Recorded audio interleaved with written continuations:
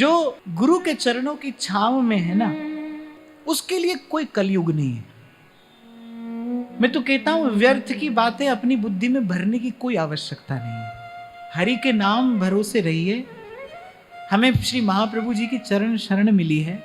और पूर्व भी मैंने आपको कभी निवेदन किया था, सतयुग में भी कलयुग होता है, कलयुग में भी सतयुग होता है।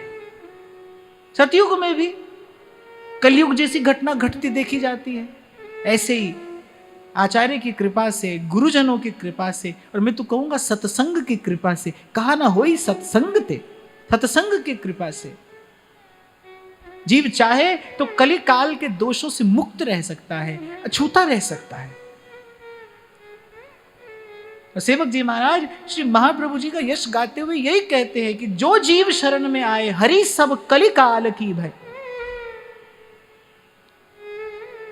देखो सत्ययुग में सब जो है वो परमार्थ परायण है।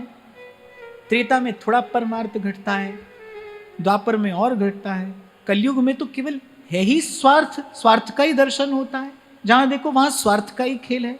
स्वार्थ का ही नाम कलयुग है, स्वार्थ ही कलयुग है। व्यक्ति केवल अपना ही जाने, अपना ही सोचे। तो कलयुग क्या है? जब हृदय में स्वार्थ आए तो समझना कलयुग है। कोई किसी भी युग में रहता हो, हृदय में स्वार्थ है तो कलयुग ही है, वो कलयुग में ही रहता है। सेवक जी महाराज कह रहे कली काल का भय, अर्थात ये उर अंतर को स्वार्थ रूपी इस विष ने, इसने हमारे उर अंतर को मैला कर दिया था, विषैला कर दिया था।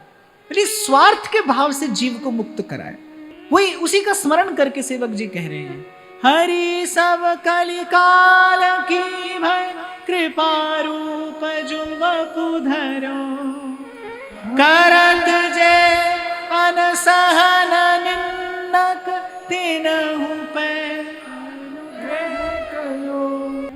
इनके निकट तो जो आया भक्ति लेकर आया तो भी श्री जी के चरण मिले, और नरवाहन जैसा कोई अहित का भाव लेकर आया है